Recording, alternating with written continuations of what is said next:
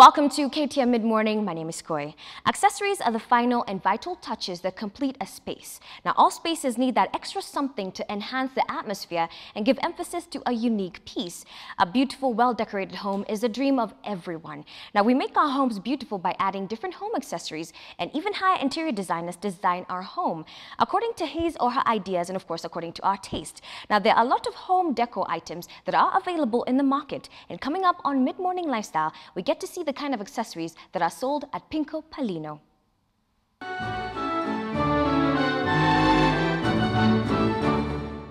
Pinko Pallino, one of those random Italian words that can mean anything.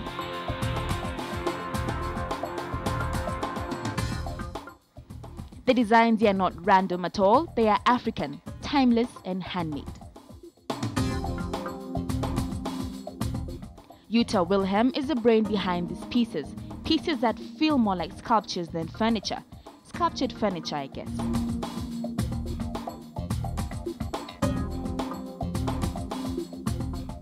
The inspiration drawn from inside and out.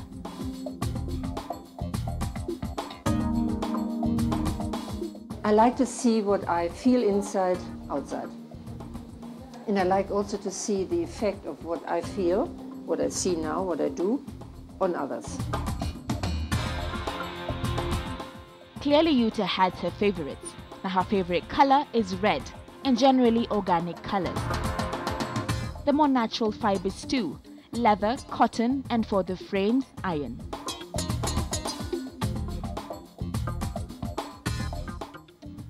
Wood, well, let's just say only when it's completely necessary.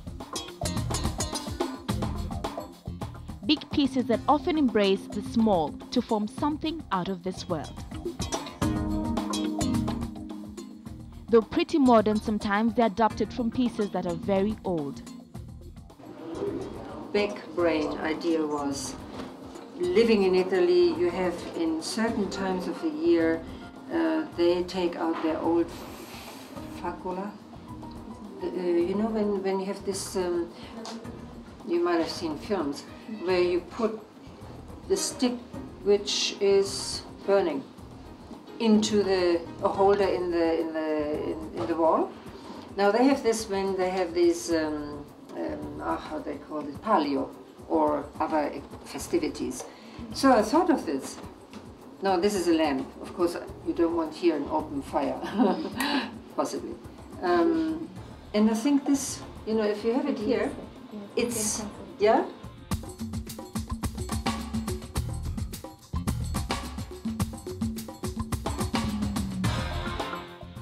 Pieces that hardly look alike, and so selection cannot be dependent on what you see. In fact, it shouldn't. I think first of all it has to speak to you. It has really, you have to not understand it. I mean, there is basically no intricate message in there, or you just have to feel, wow, I want this. Clearly, working with iron in its natural form has its downsides. One of them is the fact that they rust. The upside, though, is that it's a problem with a solution.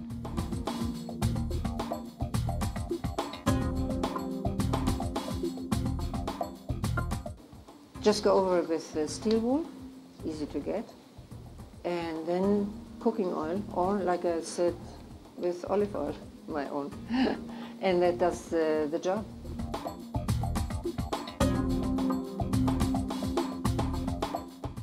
Art is an expression of its artists, and so are Jutta's designs. I don't really know. I don't know what they say about me. I don't know. I really don't know. Well, this is for sure. They're African. They are fun, beautiful, and timeless.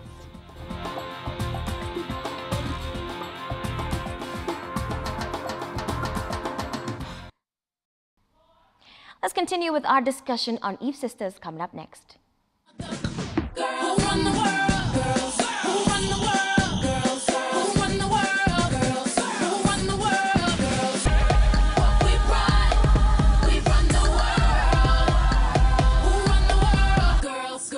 We will begin by looking at what do employers want. Because if we don't know what they want, then we cannot sell them the right product. I want to look at school and what success looks like in school. And the thing I want to leave you with is that what you need to succeed in school is very different from what you need to succeed at work. And for me, this is the only part of the university curriculum that I feel there's a gap, because nobody really answers that question of, is what I am learning in school directly transferable to the work world? And often you will find that there's a dissonance. So we'll talk about that. So let's look at the qualities of a good student. You can see them and you can tell them. You've got to be diligent, isn't it? We used to get report cards that say, so-and-so is a very diligent student, very hardworking. Those are the qualities. You've got to have some high intelligence, isn't it? For you to absorb all this new material, understand the curriculum, and actually be able to produce a result. Even that cramming power, there needs to be something in the brain to absorb the things you're trying to cram. You've got to be self-motivated, isn't it? Especially in university. There's no teacher to ask, did you do your homework? You either decide you're going to do it or you're not going to do it, whether you're going to do it at the last minute or whether you're going to invest time in doing it. You've got to have an appreciation of theory, because what are you learning? Theoretical principles, isn't it? Yeah. And you've got to have a willingness to learn. Somebody talked about it. You've got to be interested. What does work require? What does success at work require? And here I've just put a few of the items, yeah? And I want you to see that the list is almost double. So if you're wondering what is the gap between what I've got to offer and what is required, it is that list. And I'll read it out for you. We call it a can-do attitude. I can do, yeah? You don't want to hire a person who, for every single extra assignment or every difficulty they encounter, their first response is, I don't think I will be able to do this. You want somebody who is open to challenge. So their mindset is always, it is possible.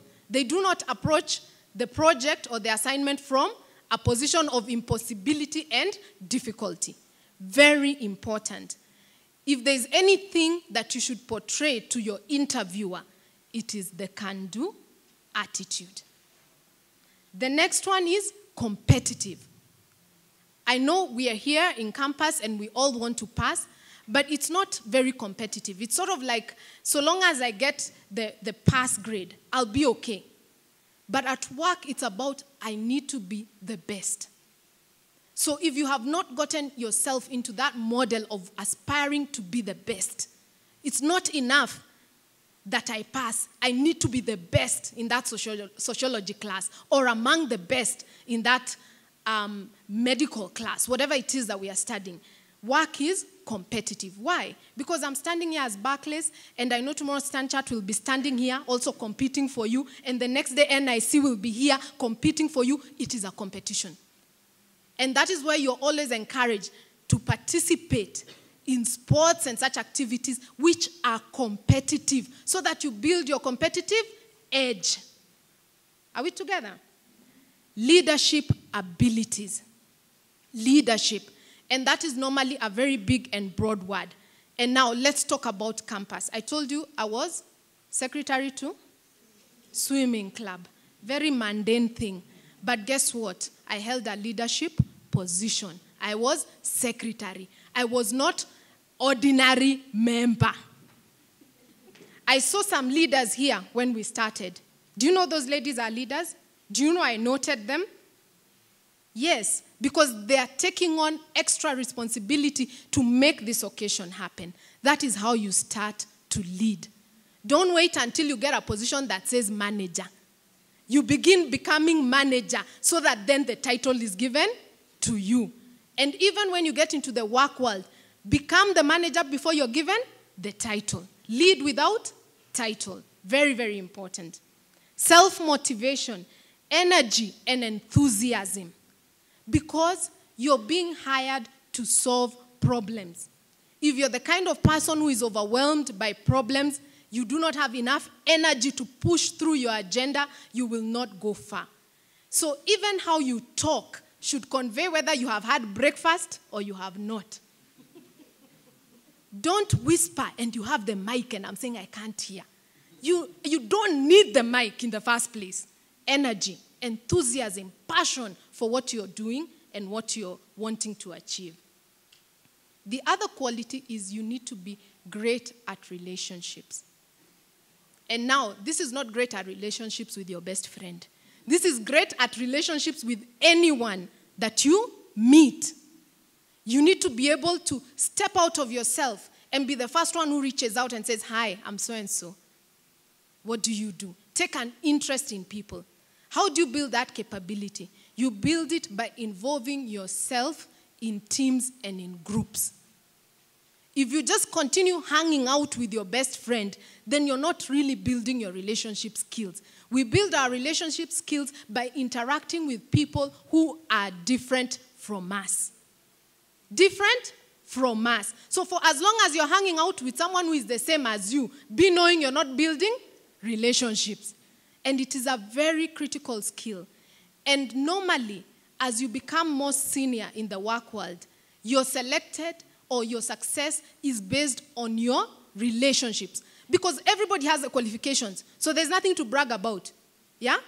Anyone who's been hired has the minimum criteria. Anyone who's working there is succeeding. They're doing a good job. So the question is, why should you be put above them? It is how good you are at building relationships and therefore being able to influence people to deliver what you're required to deliver. Who run the world? Girls. Who run the world? Girls. Who run the world? Girls. Who run the world? Girls. What we run the world. Who run the world? Girls. Girls. Accessories are the jewelry of a home. Accessorizing a home is vital in many aspects. In fact, accessories make the house a home. When we fail to add those little touches to the decor of a home, we find a home that offers very little in terms of comfort to yourself and to your visitors. Mid-morning at standardmedia.co.ke is the address. Check out our Facebook page as well, KTN Mid-morning. If you do enjoy our features, then don't log out before liking our page and dropping in a comment as well. We look forward to your feedback, but for now, it's goodbye and enjoy your weekend.